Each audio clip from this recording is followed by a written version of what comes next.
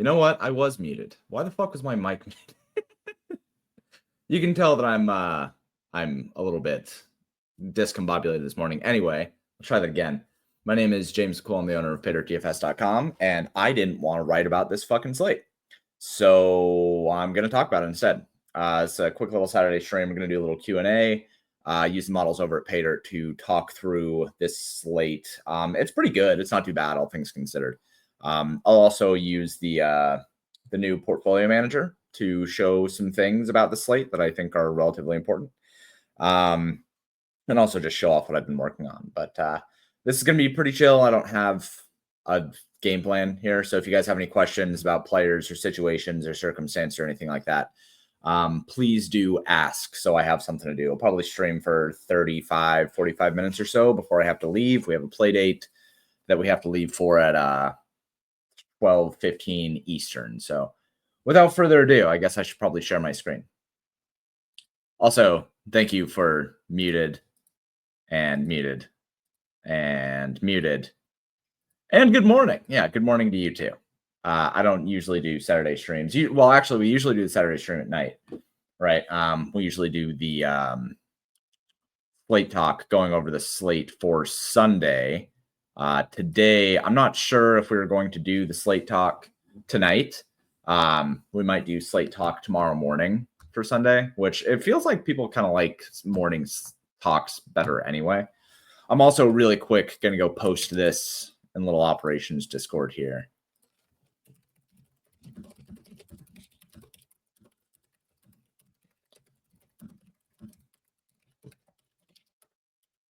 There we go. All right, so let's go ahead and jump on. McBride, please do something today. Let's go check out McBride and his projections here. Secondary slate. I suppose I could look at this. Nah, fuck it. Yeah, I mean, McBride projects really, really well. For those of you who don't know, I say this all the time, but like I do a lot of work over at Fantasy Life, so I use their tools quite a bit. Let's see over the last couple of weeks for Mr. McBride here. I don't think that anything has been bad for him, so I feel pretty confident in that projection of 16. TPR of 8% in week 16 is quite a bummer. He only had 10% of the targets, but that's a blip on the map, right? Like 17, 14, 21, 25. He's been really, really good. I feel pretty confident that he's going to continue to be good. It all just kind of comes down to how efficient Kyler Murray is, I think, for the most part. Like that offense, it can run just fine. And the matchup is relatively good today, right? I mean, what, they're up against the Rams? Yeah, that game should be good. Actually, I was surprised to see that Matthew Stafford is only 5,700. That's a relatively cheap price for Matthew Stafford, especially with how condensed that offense is. I have quite a bit of interest in there. Let's see. Yeah, Matthew Stafford also in the contest sims. He has a pretty good edge at 6%. Projections think that Joe Burrow is going to be the highest owned. I think that Bo Nix is probably going to be the highest owned at 6,200. So I'll probably reset that a little bit after I do this stream. But Bo Nix looking like he's the most valuable. Even if you swap these, right, Joe Burrow ends up looking like a neutral play or up about 5%. And Bo Nix still has about an edge of 10%. But Matthew Stafford at 5,700, exposure rate of 27%. And this was ran on a medium above average field. So playing something like the Wildcat or something like that.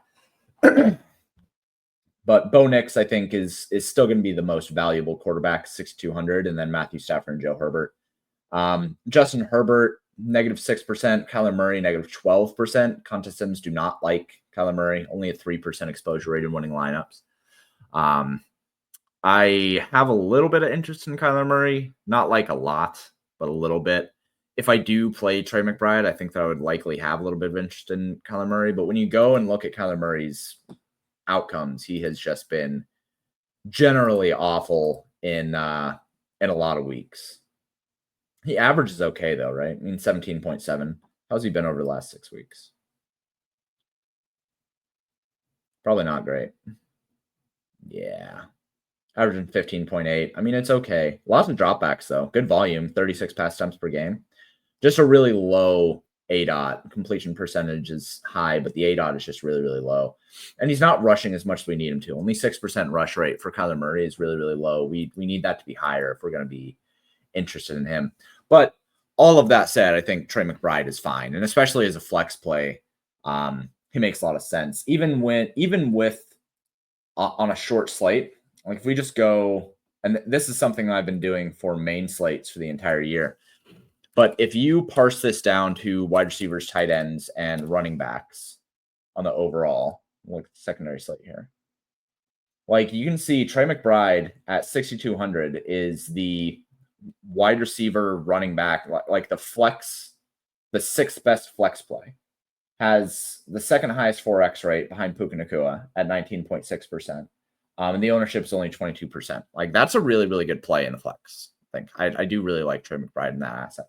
And when you just go, looking at running backs or wide receivers and tight ends, if you put it that way, then Trey McBride is the fourth best option, right? He's a wide receiver 4 on the slate, just behind T. Higgins, who's $700 more expensive, Jamar Chase, who's $2,000 more expensive, and Puka Nacua is $2,000 more expensive.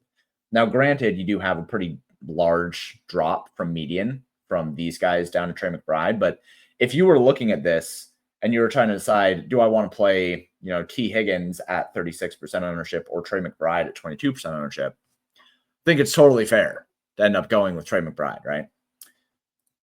Slate Talk's one of the best theory shows each week. It is the best theory show each week. Thank you very much. You like double tight ends today? It's funny. Most optimizers do. So one of the things that I did when I was running, this portfolio manager, one of the things that I did was I was uploading just like ETR optimals just to see kind of what the field would do. And when you just run straight up 150 ETR optimals, you end up with double tight end like a lot of the time. I guess I can probably actually go over and check to see. Can I do this? Let's see. I don't want to show all of the optimals. I just want to show you. Yeah, there we go. Okay. So kind of ignore this. I mean, you don't have to ignore this edge and win rate stuff. This is from another project. But you can see like in terms of medians. So this is just, these are ETR optimals. And in the flex, you have basically all tight end in the flex, right? Gesicki, Trey McBride, Austin Hooper, Drew Sample. Like you have a lot of Mike Gesicki in the flex. You have a lot of Hunter Henry in the tight end. So I think that a lot of people are likely going to be taking this route. And it makes a lot of sense for people to take this route because when you look at the overall values for this slate, and we'll just add running backs in here. So this is looking obviously at Pater projections now, but you just don't have that much value. You have Kayshon Boutte, who projects as an okay value, but he's still way behind Hunter Henry. He's still way behind Trey McBride. Both of these guys project as considerably better values based on 4X rate. Austin Hooper, Demario Douglas, like you would have to eat these New England wide receivers in order to get away from using tight ends in the flex. You also have Marvin Mims, but his projection is really, really low. So it makes sense why people would end up on double tight end today, and especially why ATR would be pushing double tight end in the flex, and especially with a cheap tight end in the flex. Oh, motherfucker. Is it a good slate? Man, I don't fucking know. Let's go check. So I ran this on medium above average. Let's take a look here. So quarterback exposures. I think that this is likely, like I said, I think the Bo Nix is probably going to end up in the 25% owned range. I think Joe Burrow is probably going to be in the 20% range. So I think that this is likely lockstep, right? Pretty heavily correlated between exposure rate and projected ownership. I don't think that Bo Nix will be high enough owned. I think that there will still be edge on him.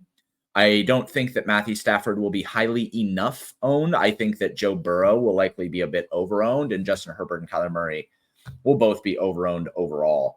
So I do think that there is going to be some edge just based on quarterbacks. We can also go and look at running back exposure. So Chase Brown looks really, really good in the contest sims. 68% exposure in winning lineups based on medium above average field. Kyren Williams also has a high exposure rate, but is projected to be too highly owned, it looks like. That said, he's not near as bad of a play as J.K. Dobbins. So so long as you are avoiding J.K. Dobbins at 30%, a 30% negative edge, you're probably fine. There's probably plenty of edge just provided by that.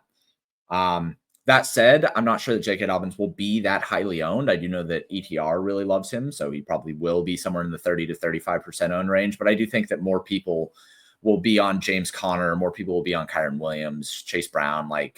Chase Brown and Kyren Williams are going to take up a massive amount of the ownership on the slate.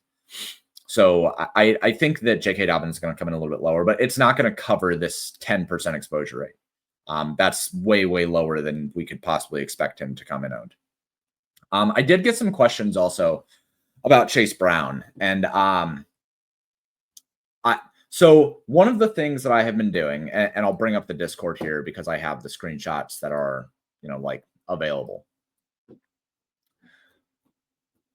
So yeah, we talked a lot about fucking coffee this morning, but I wanted to show something here. So this is a screenshot of the portfolio tool, right? Of this portfolio tool and the output of it. So this was based on just 150 ETR optimals. And what we can see is that the finish percentiles were relatively high, which is not a good thing. When you think about finishing percentiles, you want to be in the 1 to 5% range to win GPPs. Like that's kind of the range that you need to land, and then you let variance take over. So a 15% finishing percentile means that you would expect to finish in the 15th percentile of a GPP most of the time.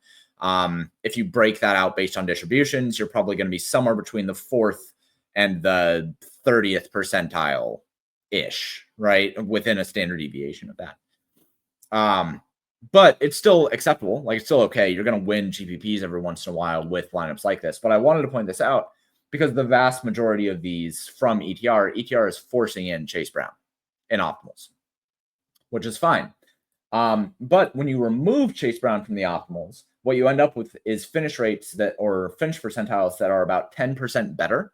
So on average, you're in like the 5 to 7th percentile of finishing rate, whereas with Chase Brown lineups, you end up with Chase Brown optimals. I'll point that out. With Chase Brown optimals, you end up in the 15th to 17th percentile on finishing rate. Without Chase Brown in optimals, you end up in the 5th to 7th percentile in finish rate. Now, that doesn't mean that the lineups end up being that much more valuable, right? Like you still have to measure how often they beat one or the other. But like the top optimal without Chase Brown from ETR again, and I'm doing this for a reason. I'm using ETR for a reason here. But the top optimal without Chase Brown over at ETR is 133.5. Okay. And that one is only 2 points less than the top optimal with Chase Brown. Like the optimal is 135. So giving up 2 points of median and removing a player that is likely to be 60% owned, that feels like a better route in a lot of different contests. For a player like me, who I only have somewhere between like 3 and 5 lineups, right? I want to maximize my win equity, not necessarily my cash equity. If you're building out a portfolio, you want to have a lot of lineups that have a good chance of cashing, and then a subset of lineups that have a good chance of winning the entire thing. You want to kind of spread out your win distributions. So that is to say that when we then go and look at this and see, oh yeah, Chase Brown has a positive edge of 11%. Yes, and that's awesome. And he's still really good play. But also understand that if you avoid the 60% owned player, you're only dropping 2 to 4 points in median expectation, and you're boosting your finishing position, your average finish percentile when that lineup does well, right? So I wanted to talk through that a little bit with Chase Brown. I think that he's still a terrific play at 7,600. He's well in play. He has the highest exposure rate in the contest sims by a long shot, twice as high as the next highest running back. But there is reason to fade him. There is reason to avoid him. Favorite stack, probably Denver stacks. Probably. Bo Nix has the highest exposure rate. It's either Denver or Ram stacks. I'm really not that big on Cincinnati stacks. I think they're going to be too expensive when considering Joe Burrow's price.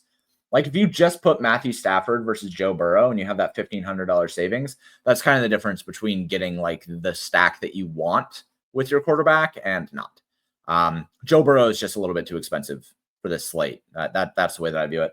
And I'm pretty sure that, yeah, Puka Nacua with the highest exposure rate of 52%, much higher than, Jamar Chase at 26%, basically double his exposure rate. I think that kind of speaks volumes to Ram stacks over Bengal stacks. Both are still viable. Like I said, Joe Burrow stacks are fine. He has like a neutral edge, a neutral to plus 5% edge. I don't mind it. But when you consider the cost savings that you get on a Ram stack, which is just as condensed as a Cincinnati stack and, should have the same ceiling, and you have it at less ownership, right? Because the projected ownerships on, somebody like Cooper Kupp at 21% versus T Higgins at 36%. Like you just, when you put all these things together, Ram stacks just make a lot more sense. So Ram stacks are definitely going to be my favorite here. While we're on wide receiver exposures, let's talk a little bit about wide receivers. So if we sort this by edge, right, Kayshon Boutte has the highest edge at 12%, with Marvin Mims second highest at just about 12%. Both of them are undervalued, mostly because people are jamming in a tight end into the flex. So if instead of using a tight end in a flex, you use Kayshon Boutte or Marvin Mims Jr. at 15 to 20% owned, those guys are just more valuable flex plays, I think. And also they are more valuable because Marvin Mims wants to be paired with Bo Nix, and nobody is going to be using Drake May, right? The thing about these cheap wide receivers is you want to play them when they're not popular. You really prefer to play them when they have lower ownership like they do today. And also, somebody like Kayshon Boutte, you're fine with playing him today in a New England stack, even if New England projects badly, because you're not counting on him for volume. Like if he was 5,500 or something like that, if he was a mid-priced wide receiver that needed some volume to get there and win the slate, you wouldn't want to eat that. But on a 3-game slate, if somebody is going to be probably something like 15 to 20% owned, if not lower, I think that Boutte could end up being lower than that, right?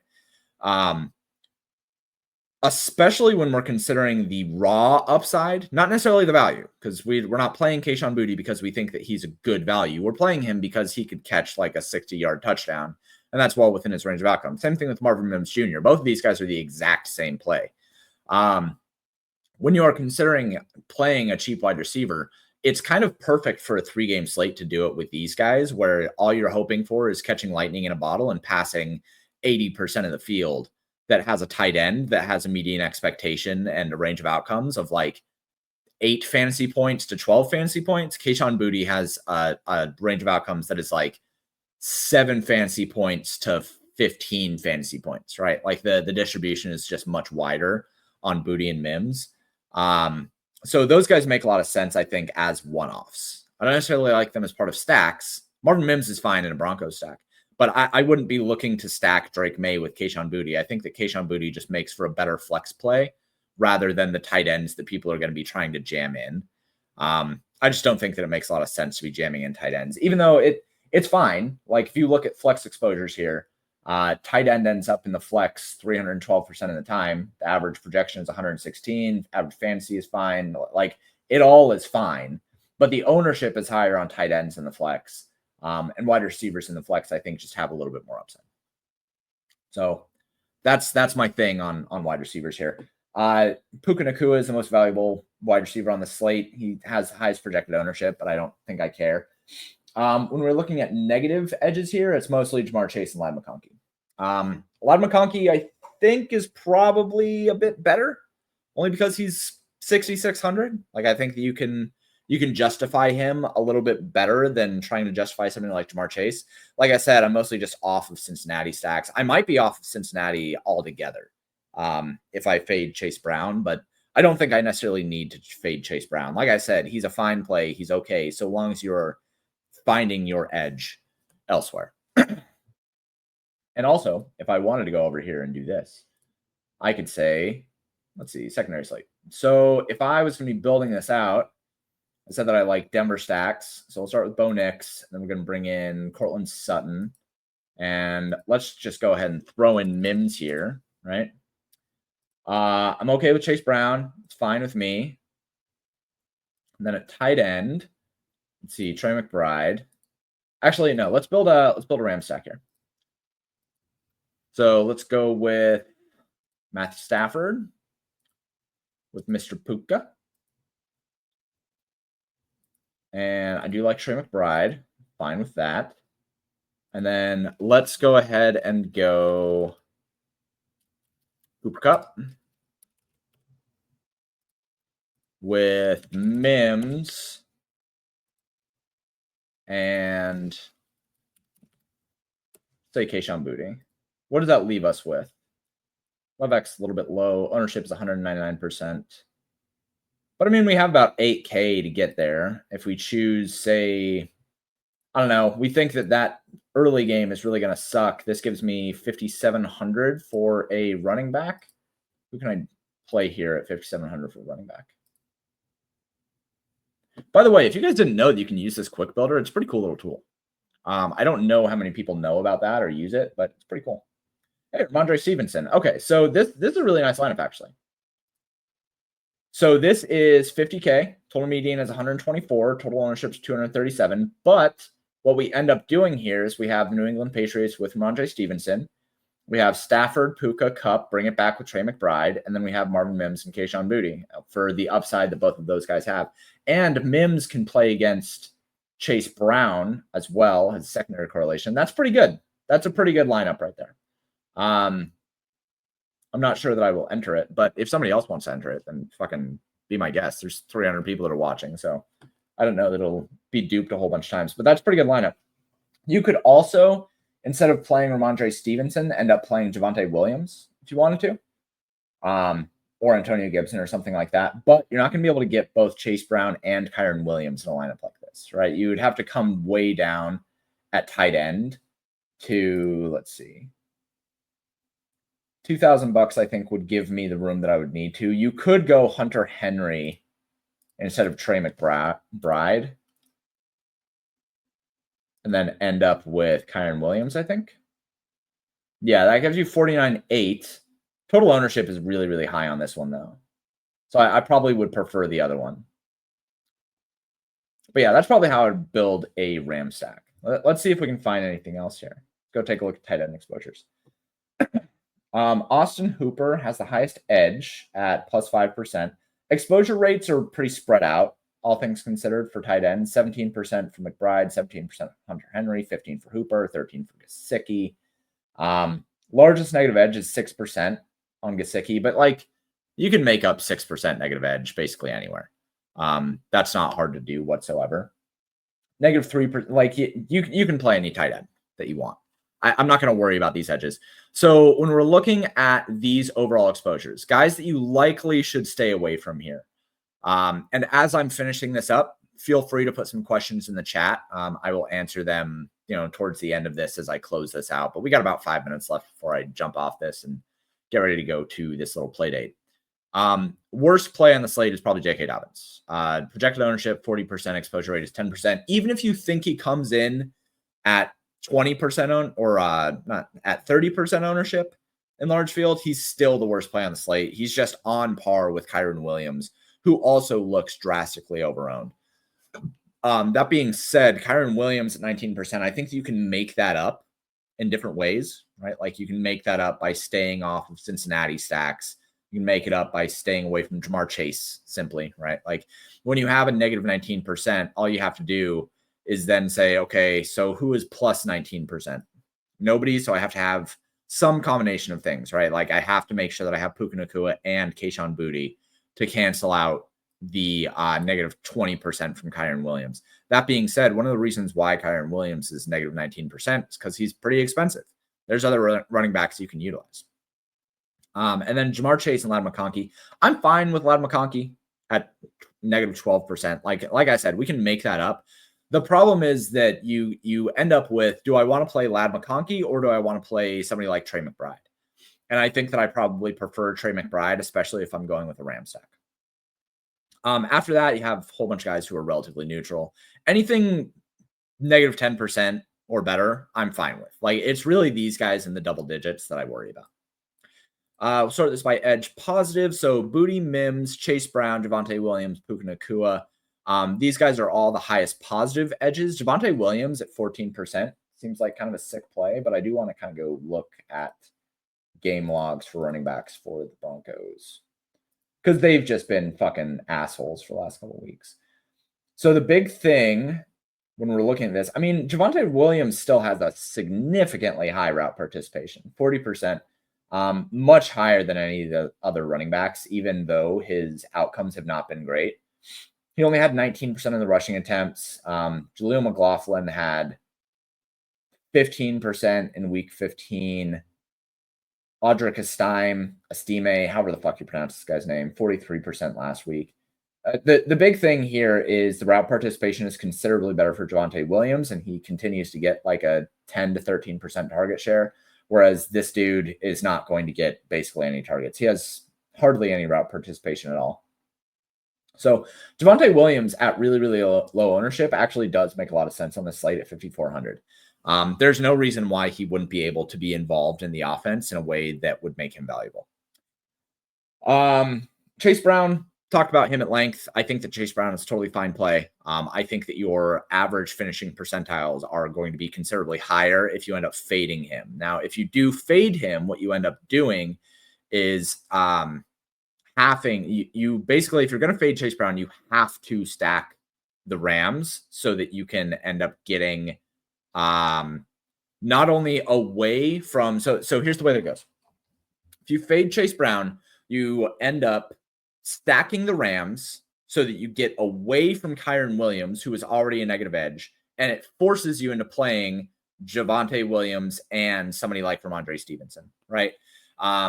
If you stack the Rams, you can kind of force yourself into paths that still have positive expected value and positive edge based on exposure rates and projected ownership.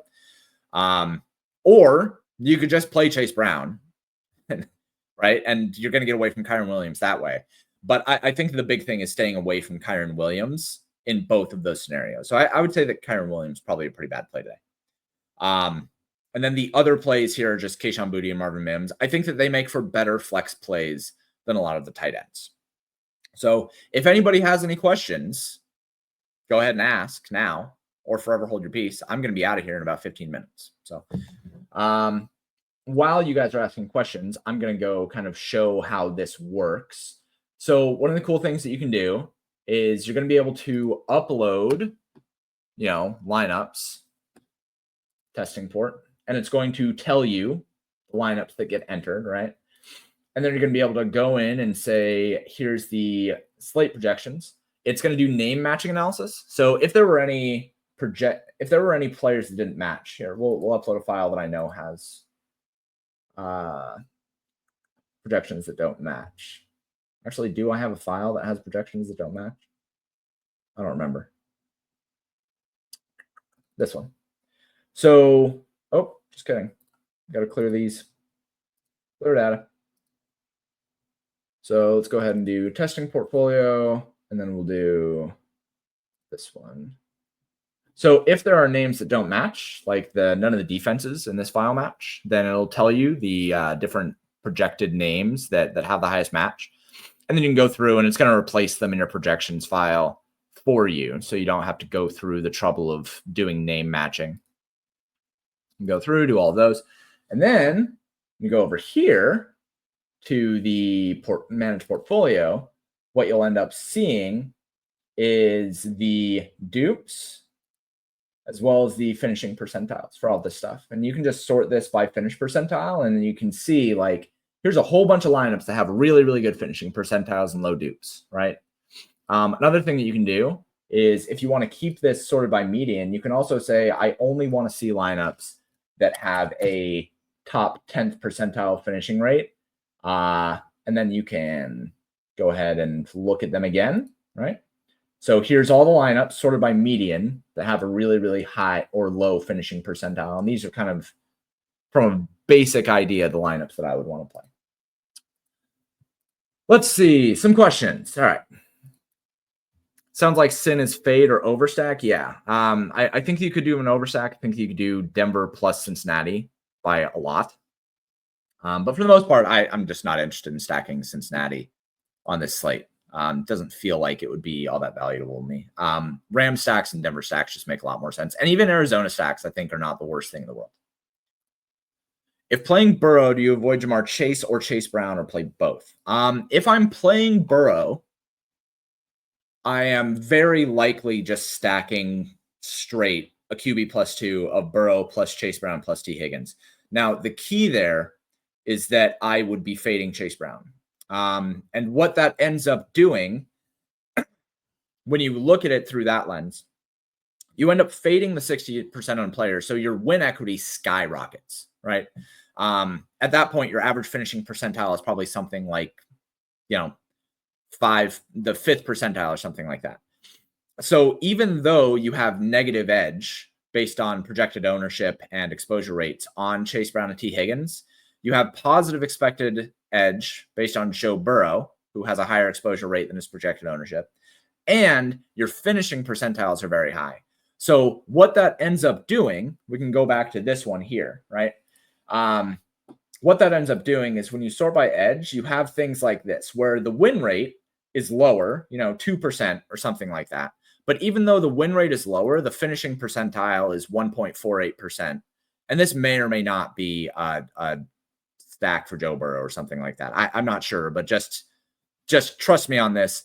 If your expected win rate is lower, that's okay if your expected finishing percentile is also justifiably lower, right? So this finishing percentile, if this was, say, 15%, then this lineup sucks now. But because the finishing percentile is 1.48, even though the win rate is relatively low, you still end up with a positive edge on the lineup overall. That's an important concept. So with Cincinnati stacks, if you fade Chase Brown, that's still a fine lineup, because even though you win less of the time, your finishing percentile is lower, and thus your edge is maintained. So that's the way that I would play Cincinnati stacks today. Cooper or Puck, anytime touchdown? Oh, shit. Probably Puka. Well, actually, go find out.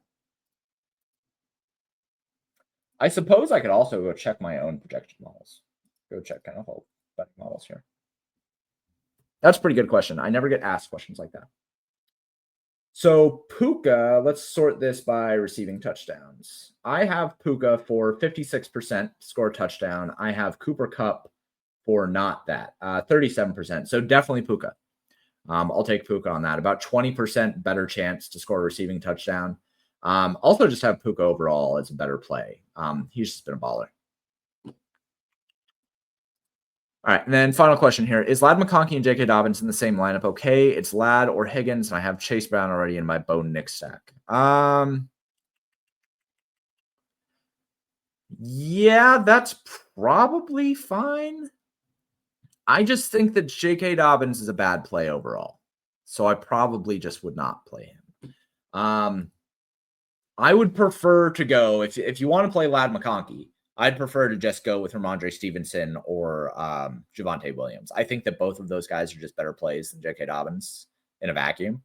Overall, it just makes more sense for me to play those guys. So anyway, thanks everybody for tuning in. More people than I thought would tune in for this one. If you guys have any more questions, you can hit me up over on Twitter. You can join the Discord if you'd like. Discord is free to join. You can just click that link and it'll take you to the Discord, or you can follow me over on Twitter at Pater_DFS, or you can find all of these models and all this information over at PaterTFS.com. My name is James McCool. This has been a fucking Saturday talk because I didn't want to write. So I'm going to go upload this to YouTube. You guys can rewatch it. Thanks for tuning in. Appreciate you all. And bye.